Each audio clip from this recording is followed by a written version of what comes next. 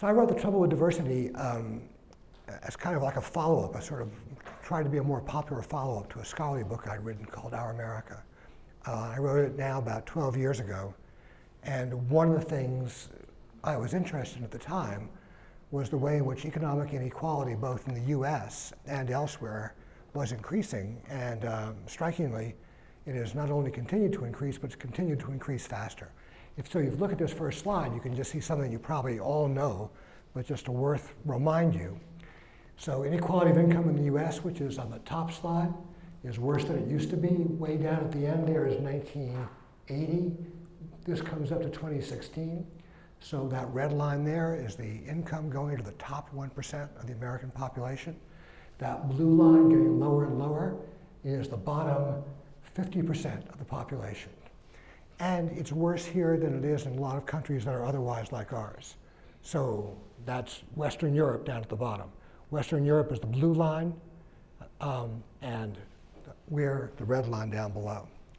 So it's not just that income inequality is worse, it's that inequality of wealth is worse. In fact, it's much worse. So share of all wealth held by the top 1%. If you look at that, you can see that blue line. Right now in the US, 1%. So this, I don't know how many people there are in this room, but let's say there's 100 to make it easy on my math. So one person would have 38.6% of the wealth. So if there are 100, the other 90 of you would have 22.8% of the wealth, and the remaining 9% to fill out the top decile would have the rest. So if you think just about the 1% part, we hear the term 1% all the time, but it's worth just bearing in mind what exactly it means. It's like, this woman over here has everything, the rest of you have comparatively little. And again, getting worse, not staying the same, much less getting better. Furthermore, it's not just the case that it's gotten worse in terms of dividing up percentages. It's actually the case that for many, many people, they actually are poorer now than they were 20 to 25 years ago. So that's what this slide's about. And if you look at the thing that always strikes me over on the right, the poorest 10% of families have gone from having no wealth in 1983 to being $1,000 in debt in 2016. So in 1983, you were already in really bad shape. You had nothing. Now you are minus 1,000. If you look at those other numbers, you can see what those are. The sort of longer light blue lines are mean net worth. So mean is average. So mean net worth has gotten higher because, of course, the average includes all the rich people. Median net worth has gotten lower. So all these are ways of making points that presumably everybody knows. This is the way we usually think about economic inequality in the US. We think of it in terms of what's called horizontal inequality, and that's the inequality between groups. So if you look at these groups, you can say something you already know. Asian Americans are the highest income, followed by white non-Hispanic, followed by Hispanics of any race, followed by African Americans. If you add, suppose you did it by gender. How do you suppose it would work by gender? Anybody want to take a guess? So you added in women. Asian men were making the most money. White men were making the second most money. Asian women are making the third most money. White women are making the fourth most money. So a standard way of thinking about inequality is thinking about it precisely as the disparity among groups. And in the US, we tend to think of that as the disparity among racial groups. And the same thing is true of wealth. That is, if we think about inequality of wealth, this just has two groups on it, but we say it's something we already know, but which is powerful to see. And that is that racial wealth inequality is rampant and increasing. So here's where we actually sort of start to begin thinking about this. Because what I want to talk to you about today is why, although this is a powerful statistic, this way of understanding inequality is basically wrong. And is not only not helpful for alleviating it, but actually turns out to be a way of perpetuating it and in a certain way justifying it. So what are the causes of inequality between these groups? It's easy. Racism, 200 years of racism, like 300 years of slavery, 150 years of Jim Crow racism. Sexism, not for this one, but the gender version. Homophobia, if we actually were doing sexuality in this. In the US right now, for example, black people are substantially underrepresented in the top quintile, that's the top 20% of American wealth, overrepresented in the bottom. And no one thinking about that fact for more than 2 seconds is at all confused about why it's true. It's slavery, racism, Jim Crow. That's why Ta-Nehisi Coates, how many people here have read Ta-Nehisi Coates? So no one here has read Ta-Nehisi Coates. One person has, Professor Davis has read Ta-Nehisi Coates. So Ta-Nehisi Coates is a well-known, not well enough known in Houston writer on the differences of African American, basically on racism against African Americans. Coates has written, no statistic better illustrates of our country's shameful history of treating black people as sub-citizens, sub-Americans, and subhumans than the wealth gap between blacks and whites. So how do we try to deal with those differences? That is, what is it that American society has done, and what has it done, especially in the last half century, to try to eliminate or at least minimize the gaps between the races? Fundamental technology we've used in doing that is anti-discrimination. That is, since the decision of Brown v. Board in 1954, we've put in increasing number of measures to minimize, with more or less, sometimes more, sometimes less, success, anti-discrimination, so that people are not discriminated against, so they have equal chances to succeed in American society. And if we can see doing this, right, though, that it actually hasn't had much effect. That all the anti-discrimination we've done has not only, in a way, left things pretty much intact, but in some respects, made them worse. Further, if we actually think about poverty in the US, one of the things we realize is that anti-discrimination can't possibly work for every group. Why not? The actual largest number of poor people in this country are not black, not Hispanic. The largest number of poor people in the US are white. So if you see there, it's Americans in poverty, white, not Hispanic, 17 million. If you put blacks, Asians, and Hispanics together, it's more than that. But by far the single largest group of the poor are people who are not, in any obvious way, victims of discrimination. And in fact, if you look at this graph, so this is a graph of white wealth. So this doesn't include anybody of any other race, it's just white people. So if you look at this, you look at white people, you can see 74.6% of all the wealth that white people have is owned by the top 10% of white people. 11.6% is owned by the next. And you can just follow it all the way down. If you're in the bottom 10% of white people, you have negative income. That's a bunch of those people who used to be just flat broke and now they owe $1,000. You have 0.1% of the total wealth. You have 0.3%. If you look at it as a whole, right, you could say maybe up through the 60th, even the 70th percentile, most white people are not rich. Most white people are extremely poor. So you want to say, okay, if discrimination is the thing that produces inequality in the US, why is it that white people are as much a prey to, the victims of, economic inequality as everybody else? Is it because white people are discriminated against? Well, some people actually argue that they are. So it's really hard to see those slides there. But if you take a look, the one on the left is measuring people's views currently of how much racism there has been in the US and who has been the victim of that racism. So if you look at it, you can see the thing on the top, the dark line on the top, that's black people rating anti-black bias. They thought it was worse in the 1950s than it is now, but still substantial. If you look at the second dotted line on the way up, you see that's white people rating anti-white bias. So white people rating anti-white bias, they're around between the first and second quintile down there, or first and second percent, going all the way up. More white people every year have begun thinking of themselves, of white people, as the victims of discrimination in the US.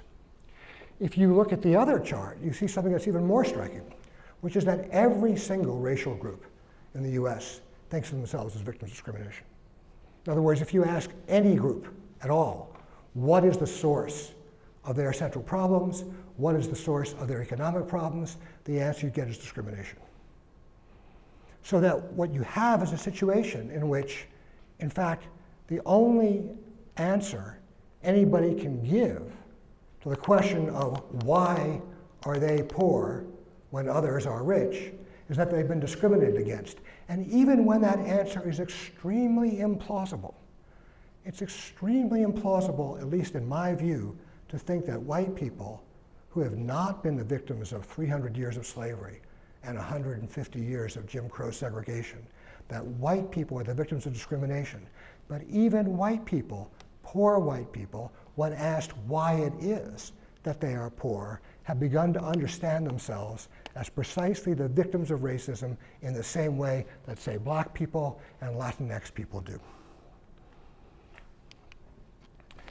So 2 weeks ago, I gave a talk about these issues at a college called Allegheny College. So that's Allegheny College up in northeastern Pennsylvania.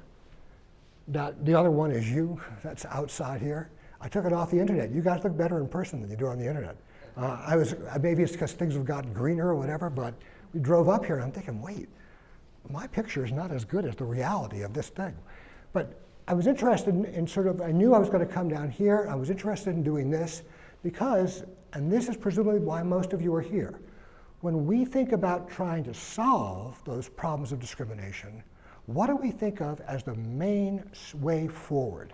The thing that we can do as a society that will help us begin to stop going in the direction of more and more inequality and start going in the direction of more equality. And education is the primary thing we focus on. So Allegheny is a different kind of college from you guys. Allegheny is a 4-year college. Y'all, 2-year college. Allegheny is in effect a kind of place where it's a private university. In some respects, it's sort of like you. So Allegheny is trying hard to make itself more and more diverse. It's had some success. If you look at those numbers, you can see they're going up from 2014 to 2018.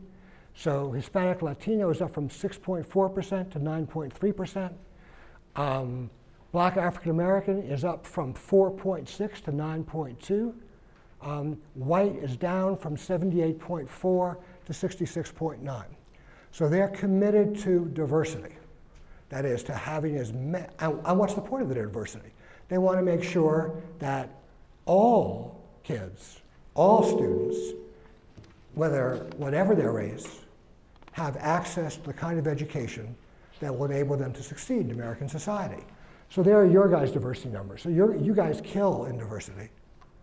You actually don't have to try. You guys are much more like my university, University of Illinois Chicago, which is actually almost exactly as diverse in the same way you are. We're an Hispanic serving institution. We have a fairly substantial African American population. I think white students, though, at UIC are probably still not in the majority, but they're the largest plurality. But you're more like us. You don't have to try for diversity. Why don't you have to try? Well, because there's a fundamental difference between your school and Allegheny School. And that fundamental difference is very, very visible right up front there. So you can't see at all what that top slide says. What it says, though, is that the median family income of an Allegheny student is $113,500. Median family income. 51% come from the top 20% of American wealth. So those are kids I was talking to 10 days ago.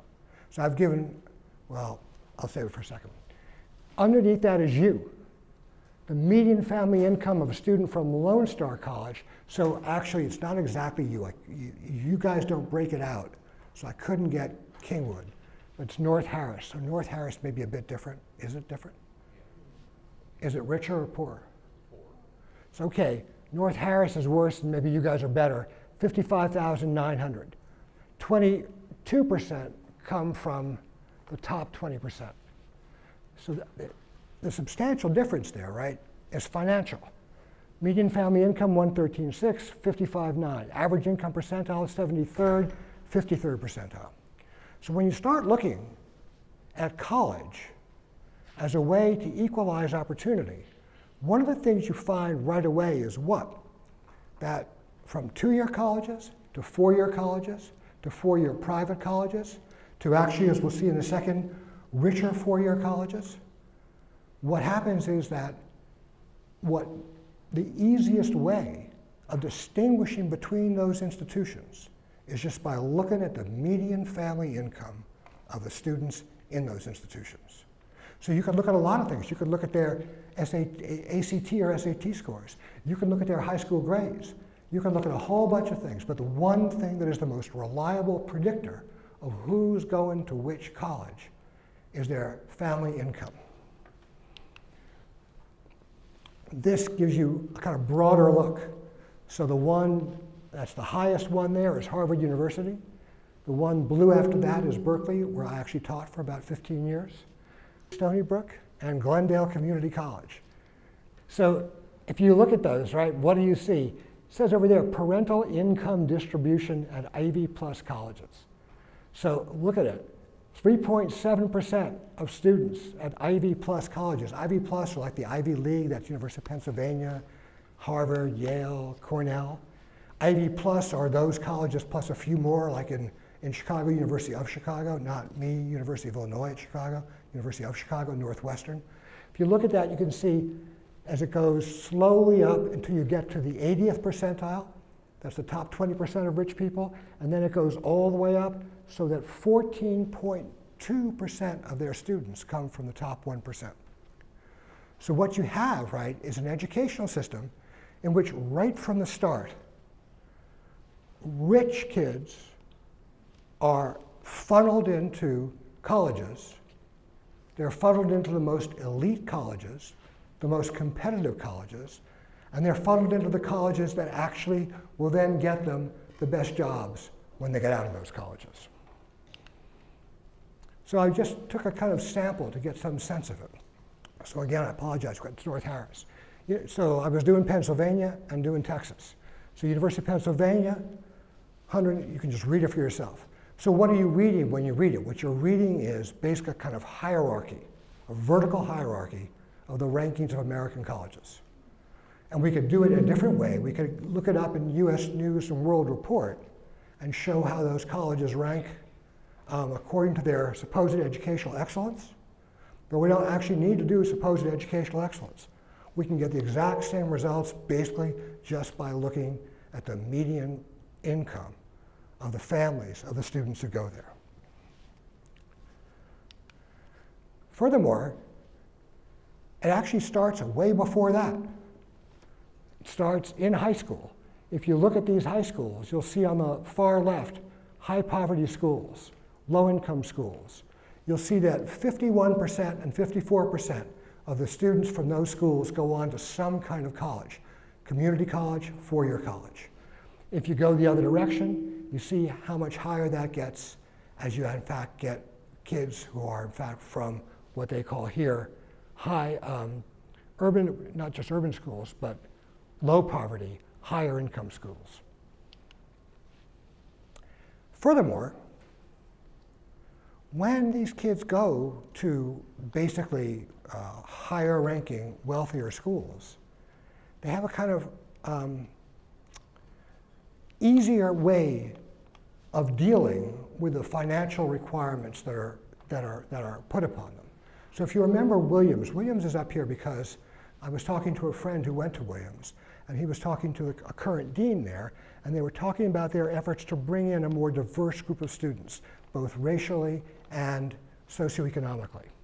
If you go back See where Williams College is. $185,000 is the median family income. If you go to, so I went on the Williams cost estimator. So if you're like a parent of a prospective Williams student, you can go on their website and you can fill in some information and you can find out how much it's going to cost for you to send your kid to Williams. So the actual tuition plus room and board at Williams is $73,000 a year. That's what it pays to take a student through this. So if you were there for 4 years, it's going to be what? Almost $300,000.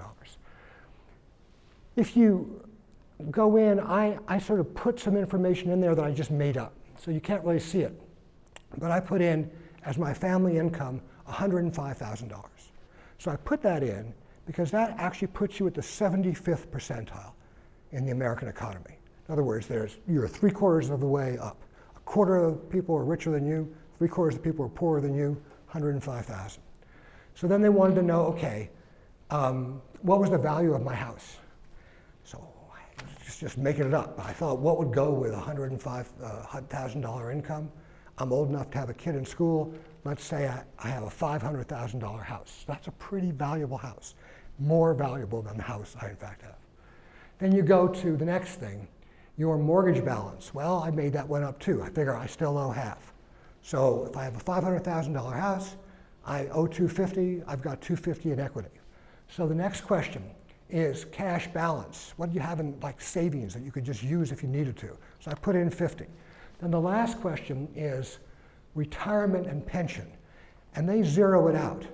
They don't count retirement and pension. So in other words, even though if you have a kid going to college, you probably do have some money saved for retirement if you're making 105, and you may well have a pension, Williams won't hold that against you. So I put that number in and I hit the calculator. I hit the calculator and I find out the estimate of how much I'll have to pay. So the estimate of I'll have to pay, the total is $73,000, right? The estimate of how much I would have to pay is $20,300. Williams College will cover the rest. Where does Williams College get the money to pay $50,000 to help me send my kid to school? Where do you think they get the money?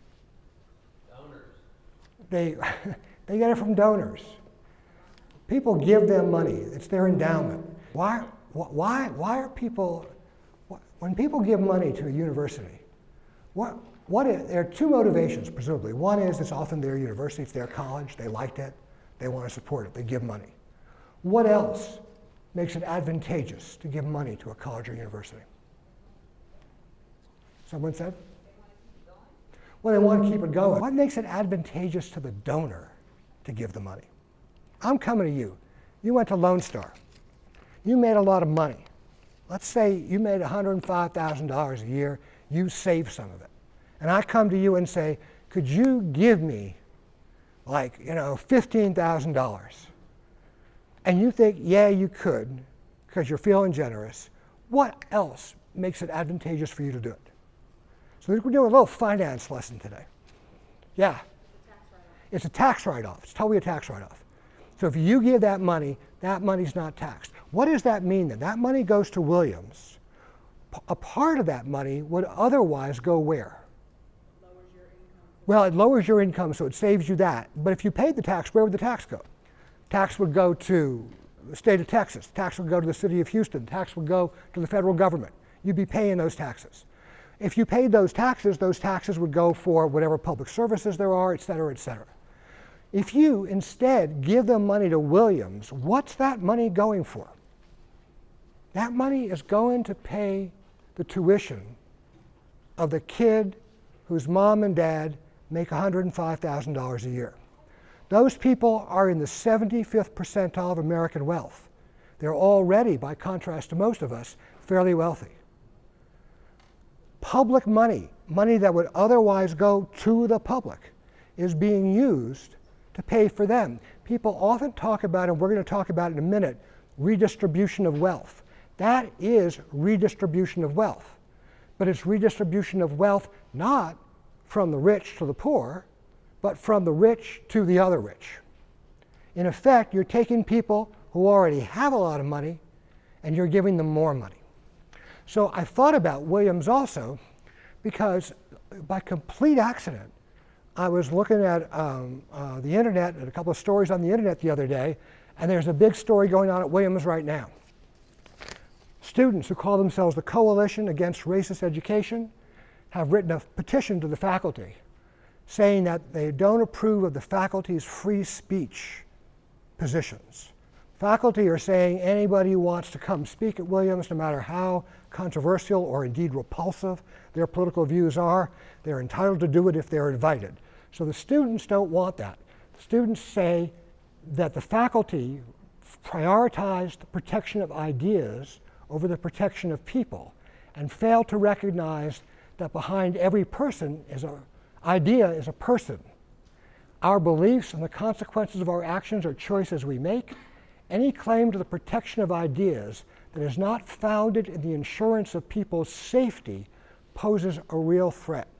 So the students at Williams are worried about their safety. So one of the things I've been struck, and actually, if you go back, the original version of this list, and you can find it under my name online, was I just made up I tried to remember all the colleges where there had been outbreaks against some speaker and protests against some speaker, usually because that speaker was thought to be racist or sexist, and actually, in many cases, the speaker was racist and sexist. Those were always what the protests were against. So I was struck by that first. The second thing I was struck by was that all those protests were not taking place at Chicago State University, or as far as I know, Lone Star College or Fairleigh Dickinson or even Penn State. They were taking place at very expensive universities. That is, you have people whose idea of social justice, right, whose idea of equality is that no one should be the victim of discrimination, which they're absolutely right about. Hence, they don't want any racists, they don't want any sexists, but they have no problem at all with the fundamental circumstances that enable them to go to those colleges. That is, they don't want racists, they don't want sexists, but they don't mind capitalists. They don't mind rich people.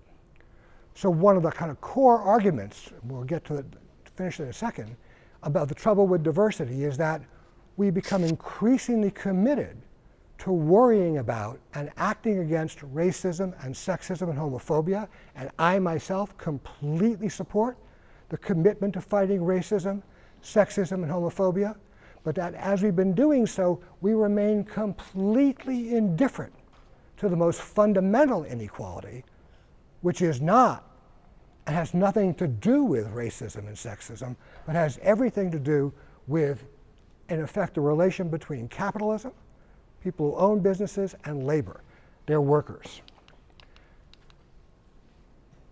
We've been told, President Obama used to say, right, every student in America should learn how to code. The idea was coding is the key to success in American society. It's what we call jobs of the future. His signature thing was every student's success. President Trump doesn't care as much about that as far as I can tell. He actually has tried to roll back part of every student's success.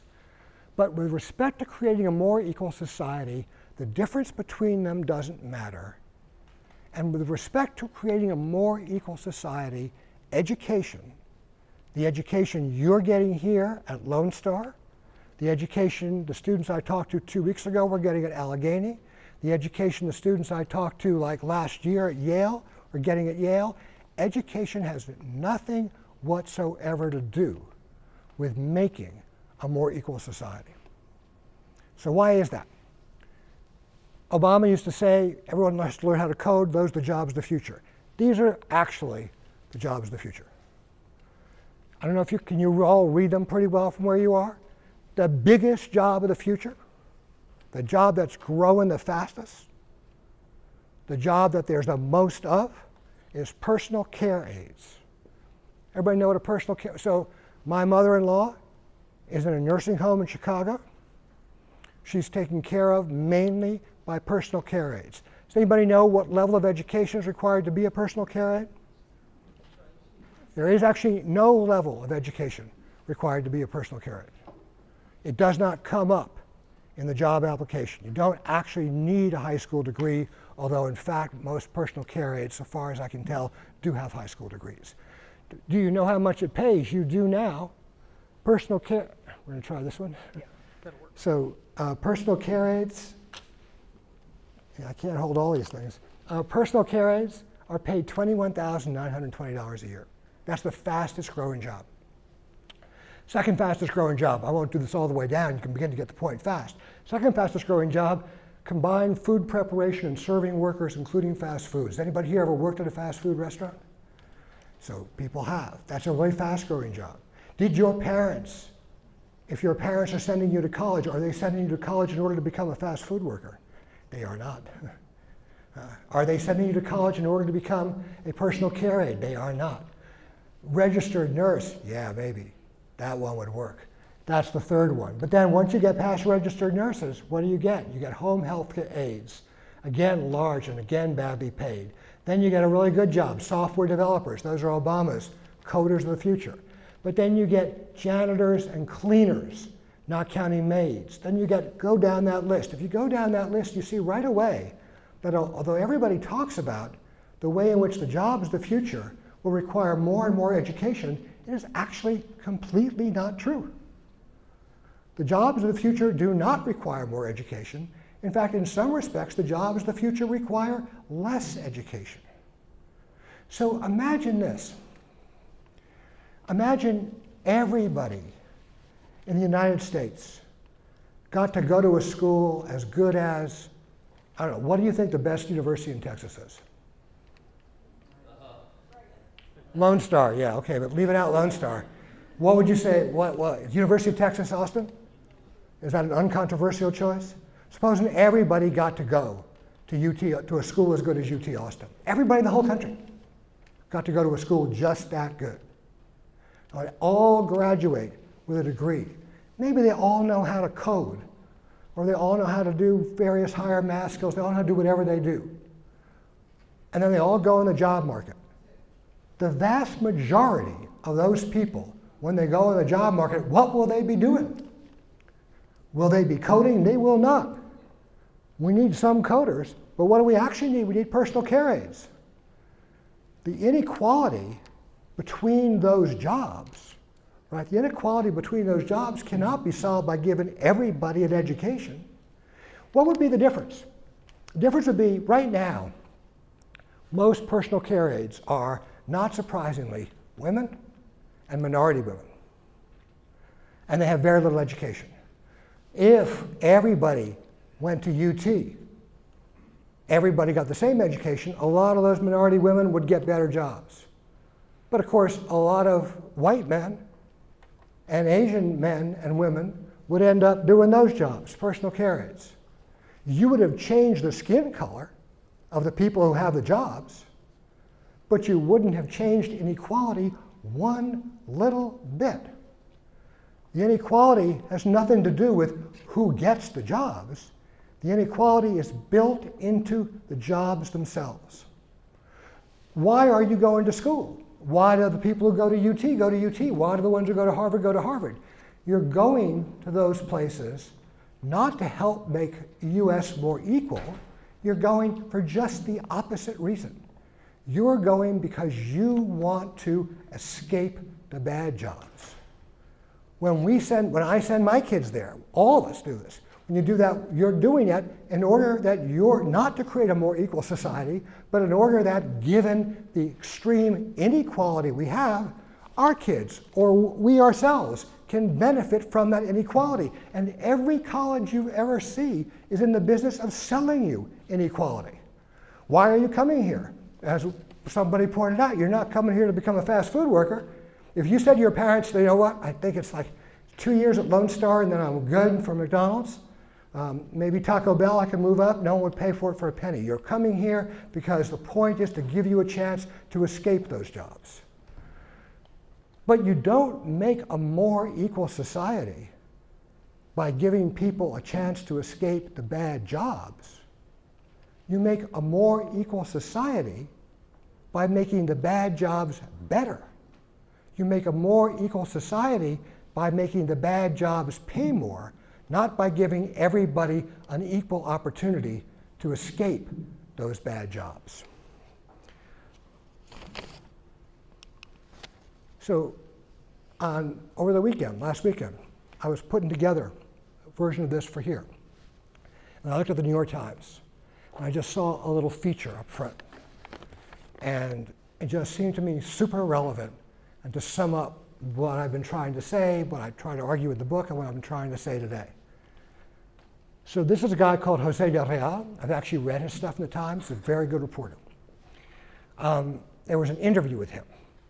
So you can see the question: how has your background as a gay man and the son of Mexican immigrants informed your work? I'm always a little bit of an outsider wherever I am. I grew up in a trailer park in Anchorage. He was not born with a silver spoon in his mouth. My parents don't speak English, hustled hard to get by in the US. They picked fruit when I was a baby in California. My dad fixed cars, my mom cleaned rooms. I worked the hotel where she worked in high school. But that feels like a lifetime away now, he says. I went to Harvard on scholarship. I work at the New York Times. My partner is a university professor. Reconciling my life then with my life now can be challenging, but enlightening. I feel a responsibility to reflect a range of voices and communities in the articles I write. It's not about a woke checklist. I'm not just trying to be woke. It's about truth, about reflecting the world as it is and acknowledging our blind spots. That's why I'm so passionate about increasing diversity in newsrooms. So what's his commitment to truth and to reflecting the world as it is? He thinks that newsrooms of elite institutions like the New York Times should have more people like him. They should have more, in this case, Hispanic people. They should have more gay people. They should have more people who come from dirt poor backgrounds, the way he did, okay? I want to make entry-level journalism jobs financially realistic. I wasn't always so comfortable sharing this stuff about my life, but I want journalists of color and from low-income backgrounds to know that this career track is for them too.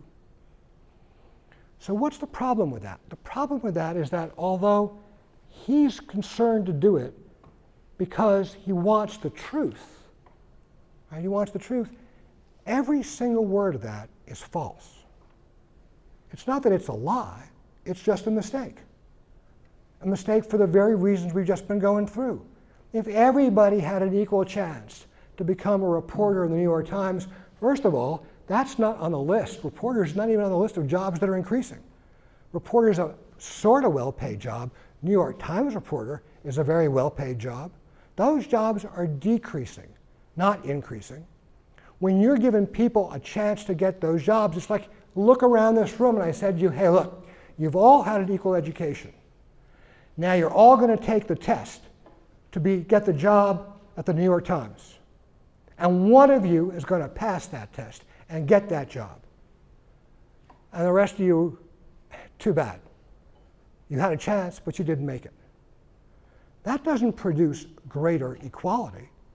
That actually produces a kind of excuse for or rationalization of the inequality we've got. The rationalization is, hey, everybody had a chance to get a good job. They weren't kept out because of their race. They weren't kept out because of their sexuality. They just didn't make it. So most people will have to be home health aides. Most people will have to be fast food workers. Most people have to be the jobs that are actually growing. The point then of education and the way we understand education is not actually to make our world more equal, but to give us, in effect, an excuse for not making it more equal. To give us a way out of thinking about the real problem of equality, a problem that can only be solved if you start paying home healthcare workers and just healthcare workers in general a living wage, and can never be solved by giving people an opportunity to avoid becoming healthcare workers. So I put that guy up there not because I think he's a bad reporter, not because I disapprove of his politics, not because I think he's a bad guy in any way, but because he reflects a basic misconception about how economic equality works in this country. And that basic misconception is that if we just fight for diversity, against racism and against sexism, and if we can succeed in that fight, we will then create a greater equality. But the truth is, even if we completely succeeded in that fight, just like even if we completely succeeded in giving every American student the best possible education, we would have made no progress whatsoever toward eliminating economic inequality in the US. The most we would do is change the skin colors of the winners and the skin colors of some of the losers, the sexes of the winners, the sexes of some of the losers, but we in fact left the inequality itself intact.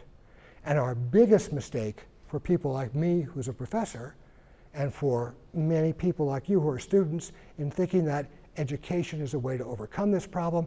Education is not a way to overcome it. Education is a way to perpetuate it, to keep it going. Thank you.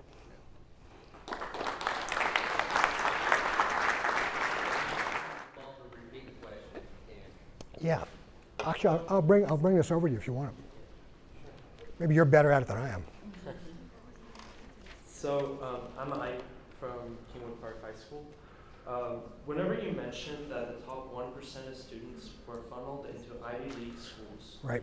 Do you think that it's always like the college admissions scandal that happened like a month ago, where some parents, presumably from the top 1% of income gap, paid $6.5 million to get their children into those colleges? Yeah. So y'all heard about this? I mean, everybody sort of heard about it.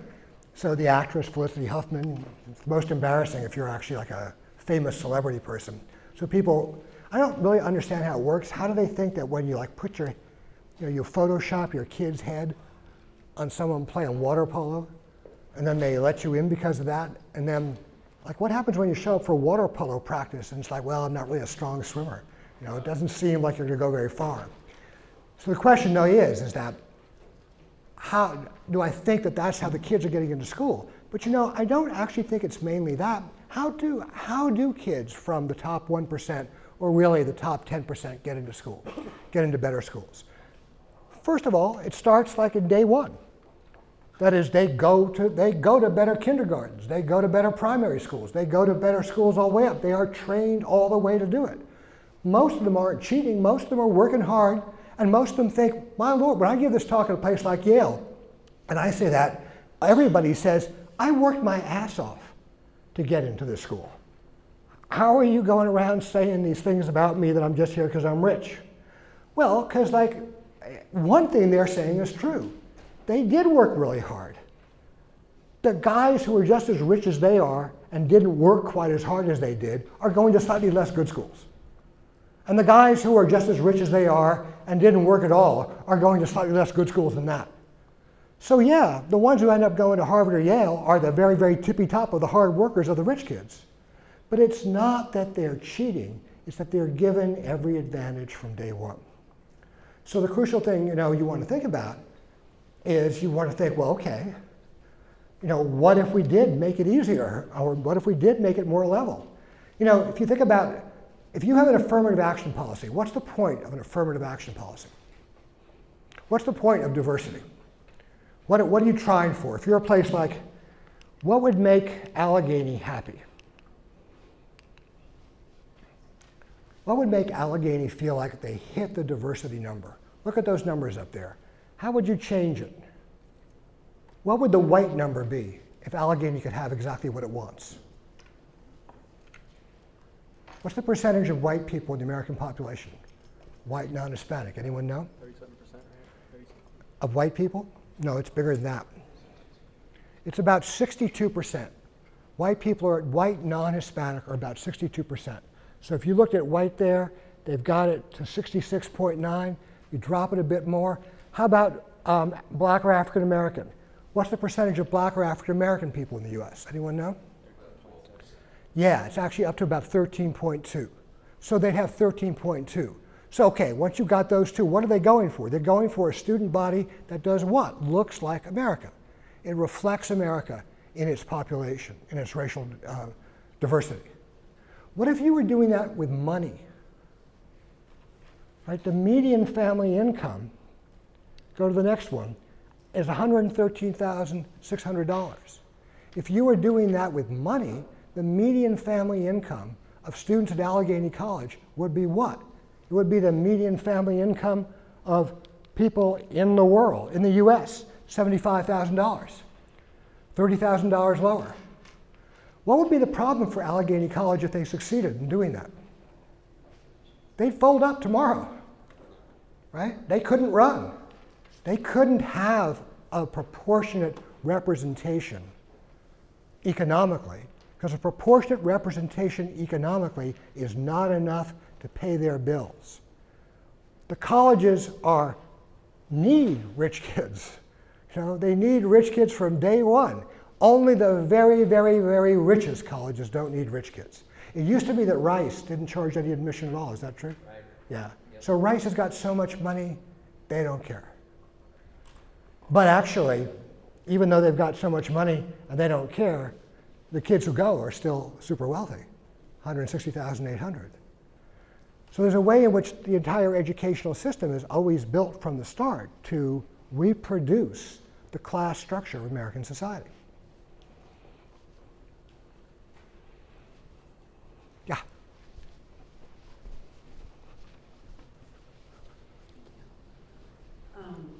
What is the solution to income inequality? So I'm just an English teacher.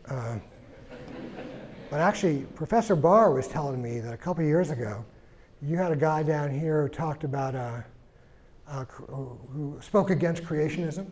Yeah. And a lot of the people here were creationists, and that there was a lot of controversy about that. I'm not taking a position on that one. That's not what I'm talking about. But I'm afraid my answer isn't going to be any more popular than that. So, the answer is socialism. That is, if you want to think about creating true is too strong. You want to think about creating more economic inequality than we have, a whole lot more. The first thing you've got to do is redistribute wealth. So remember, we talked about redistributing wealth before. That was the whole Williams plan. Redistribute wealth to rich kids. Money would go to taxes going to pay rich kids tuition. What you want to do is redistribute the other way around. You want to be taking, the first step is taking money from rich people and funneling it into poor people. Now, so here's one way to think about doing that. So I didn't bring, but actually, it's in the back of the book. It's in the new chapters in The Trouble with Diversity. The personal care aides. So at my mother-in-law's place, if you make $21,920 a year, first of all, what does that mean ordinarily? Suppose you have a family, or even there's just two of you, and that's your main income. What do you have to do if you make $21,920 a year? You have to work a second job, right? So first of all, being a personal care aide is a hard job. People are not in the nursing home because they're like filled with get up and go. And like, really, don't worry about taking care of me. I can fend for myself. If they could fend for themselves, they'd be at home. You're in a nursing home because you need a lot of care. So the first thing is that you're doing that job.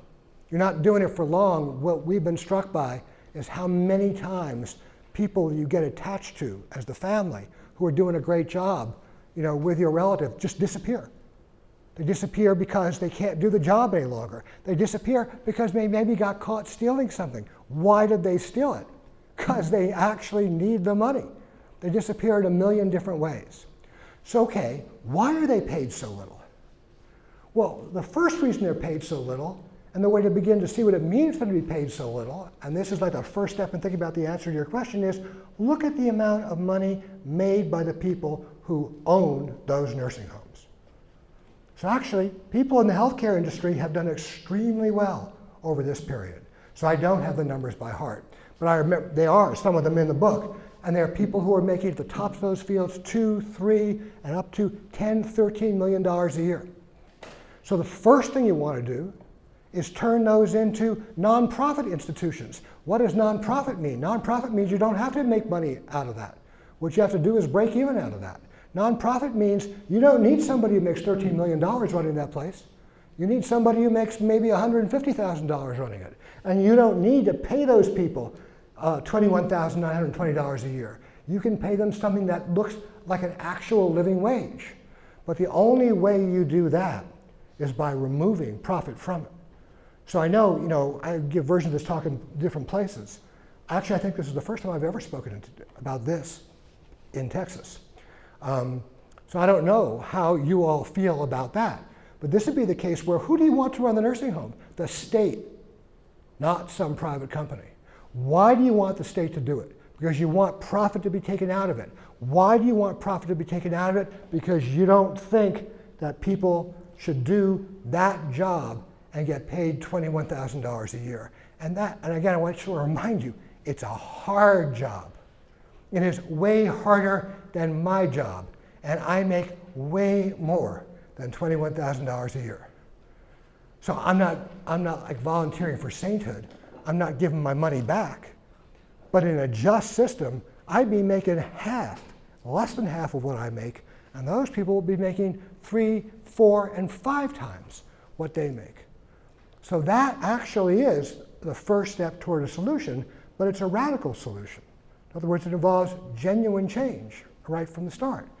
And I don't know if it's true here, but that's why in the last election, you began to hear the word socialist used in this country again in a way that it hasn't been for some 60 or 70 years. Socialism's been a dirty word in the US, and for all I know, it may still be a dirty word in Texas, although maybe less in Houston than in other parts of Texas. But there are lots of parts of the country, I'm not talking about huge numbers, but led mainly by people your age. And not just your age, people a little bit older than you.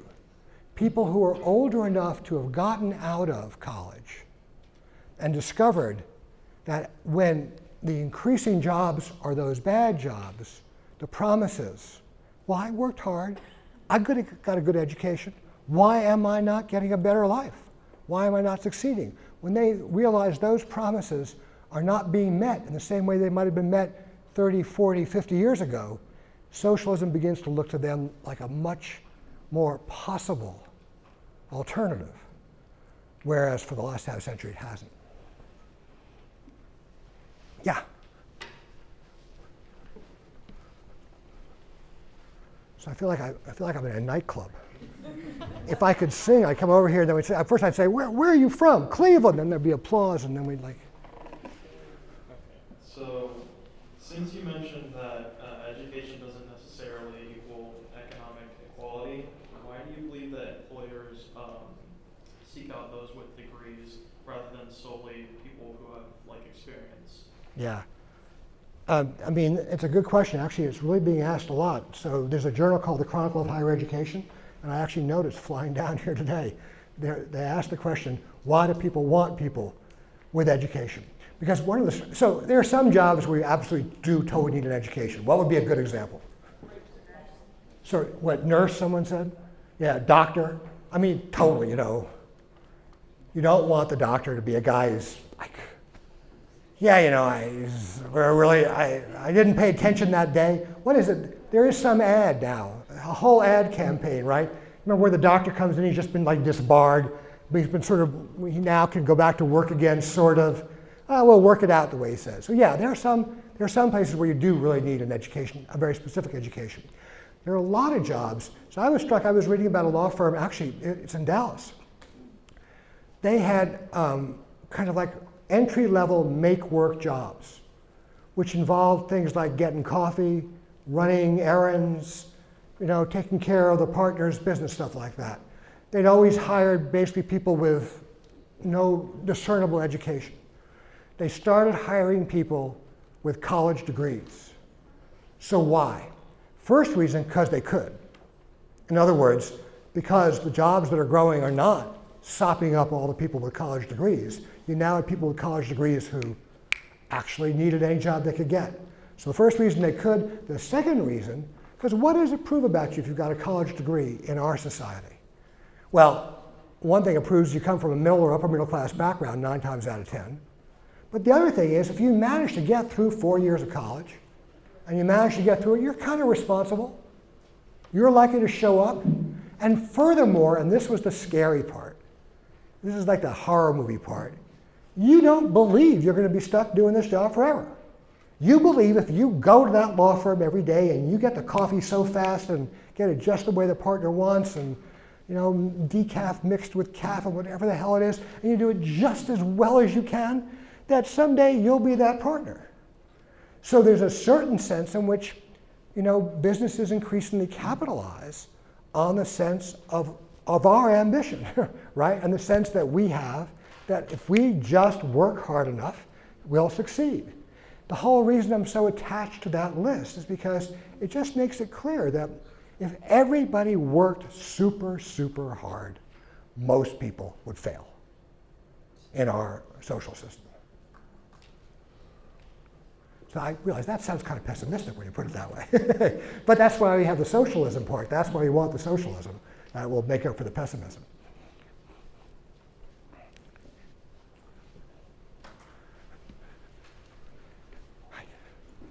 So I was just wondering where the data comes from and how they estimate what's going to happen in 2026, and also if they took into account how many you start with, because percentage is all just dependent on, it doesn't necessarily mean it's the biggest number of people. Yeah. It's different. Yeah, so the truth is I can't give you a good answer to the first one. I knew that. That is, the BLS has had these things in place for a long time, how they measure it. But the second one's a really good question. So there are two charts, and I didn't give you the other one. This is actually not the fastest growing by percentage. The fastest growing by percentage jobs is a different list. Anybody have any idea what the fastest growing by percentage job, in other words, the job that's actually, we're going to need 100% more of them 10 years from now than we have now? Anybody have any idea what job that would be? Would be what? Teachers. No, we're not going to need 100% more of them. You want to be a teacher? You're delusional. Not because you want to be a teacher, that may be a good thing, but the job market is not what you're imagining it in your head. No, yeah. Lawyers. Oh my God, how bad can this world get? We haven't got enough lawyers. We need 100% more lawyers. I mean, you won't be able to do anything without getting sued. And both my children are lawyers, so I don't want to disrespect lawyers, but we do not need more lawyers. And no, it's not building. I'm going to give one more shot. You're never going to guess, but I'm going to give one more shot. Engineers? Engineers, no. We actually need fewer engineers. It's weird. You're going to say healthcare. Well, that one is growing. We got that. The fastest growing job by percentage is, well, actually, you're sort of right. You get you get a passing grade, because they do have engineer in their name. Wind turbine engineers. Of course, this is before Trump started going off on windmills. Now that Trump's going off on windmills, the bottom may have fallen out of the wind turbine engineer job. So this could be an inaccurate thing. But here's the thing about the wind turbine engineers. They think we're going to need something like 90% more of them. But there only are about 400. Right? So this was the point that your question was going to. So we are going to need a whole lot of them. Say we need 100% more. We're going to need 400 more of them. We could make up a third of that out of this room. So the fastest growing job is wind turbine engineers. These are the jobs that are growing most in absolute numbers. Right? So if you look at those numbers up there, I mean, you can see, look, you've got predicted personal care aides. There are 2 million of them, 16,000 in 2016. 2,770,000 coming up. You've got, look at home health aides, 911,000, 1,337,000. So you're adding huge numbers. I mean, somewhere, if you do this whole list, I think with these, I added it up once, 7 million of these jobs are, of the 10 million that are being added, are low-paying jobs. I mean, and here's a way to think about it. We live in a society and in an economy where our economy produces many more bad jobs than it does good jobs. So that's what's happening materially in the real world. And at the same time, everybody is saying to us, education is the key to a future. Got to get an education. So on the one hand, more bad jobs than good jobs. On the other hand, get an education. What's the point of getting an education? Avoiding the bad jobs. So that's a very reasonable point. I sent my kids to school too. You know, it's good you're all here. You want to avoid the bad jobs. But it has nothing to do with social justice. Walter, let's take one more question. Right over there. The last question. Last question. That better be a good one. How do you think inequality of outcome relates to a merit-based system, and do you think It is a good putting one. race as a qualification on admissions leads to more racism? So the question was, let me, so it's like you put all the dynamite in the last question. So, yeah, no, I think we're over now. Really? Didn't this end about 2 minutes ago? Yeah, okay, so let's take the easy one first. Do I think that including race on college admissions produces more racism? Yeah, you know, so my position on affirmative action has been, you know, I actually don't think it's important what color skin the rich kids have. So in other words, I don't think that it matters if you go to a place like Williams, whether it's 11% black or 9% black or whatever it is, that the crucial thing about them is that they're rich kids and that the question of changing skin colors on the upper deck of the Titanic is not that important. So I've never thought that I'm not really strongly against affirmative action, you know, because I do think it's the case that a lot of people who are given opportunities by affirmative action would not otherwise have those opportunities.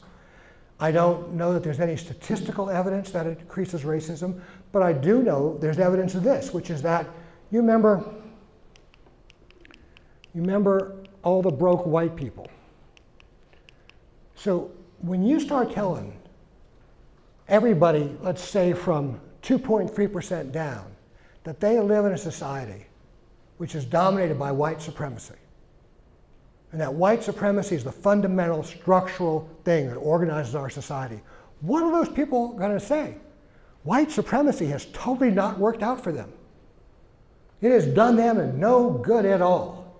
So I do think probably that if you're in that 60%, you're not going to get too worked up in favor of giving, like, you know, more people of color a chance to go to Harvard. What you want is to, like, what you ought to want is just to kill Harvard. You know, what you want is in fact to produce something which will do you some good. So I don't know that affirmative action itself has increased racism, but I do think that the fact that people who have themselves never benefited from the wealth in our society are not offered any kind of opportunity about that, and instead are accused characteristically of being racist, probably doesn't do any good for getting rid of racism. So I don't think it's a major factor, but I think it's real. So the second thing, the last thing was, what about merit? So what is the core point of meritocracy? Everybody know the word meritocracy? Live in a world where people are rewarded according to their abilities, to their willingness to work hard. What does a meritocracy do? What was the whole point of our little thought experiment about everybody getting an equal education, everybody having an equal opportunity? The point of that was that everybody would get a good chance. So let's go back to the doctor. Supposing there's a doctor test. Actually, there's a doctor test, the MCATs. Supposing we've all had a good education. Doctors are a really good job. We all took the MCATs. I don't know how they score them, but let's say they score them on a thing of 100. Let's say the cutoff point is 90. You got a 91 on your MCAT. I got an 89 on my MCAT. You are going to go on and be a doctor. I'm going to go on and be a health aide. Go back to the previous one. In some sense, it had to do with merit. I had just as good a chance to get the 91 as you did. But if you think that the difference between people and the difference between people's ability to do those jobs can be accurately defined by that 89 versus 91, then you want to say, okay, fine. You had your shot. You deserve your bad job. So my basic point is that in a just society, no one deserves those bad jobs. And that if you wanted to change it, right, the way to change it is not to try to make it more meritocratic. The way to change it is to make sure that the people who are doing the worst jobs are no longer doing the worst jobs not by getting them out of it, but by making those bad jobs better. In my view, having watched my mother-in-law in that nursing home for the last 2 years, the people who take care of her on a daily basis are worth just as much as the doctor she goes to see once every 2 weeks over in the hospital. So how you would actually manipulate the relation in those salaries, obviously that's a problem.